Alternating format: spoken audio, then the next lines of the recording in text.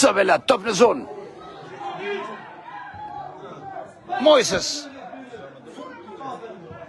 Përsëri vazhdon aksioni. Karaj.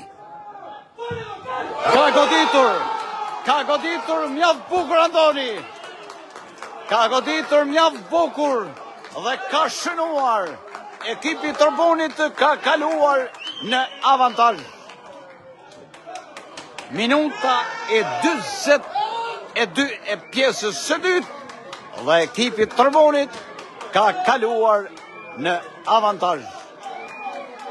Ishte një goditje shumë e bukur, shumë e fortë dhe portieri nuk arriti ta prek dhe topi ka përfunduar në rrjetën e tij. Ja, erdhi momenti i bukur, momenti i golit dhe ekipi Tërbunit ka shënuar dhe kryeson me rezultatin 1-0.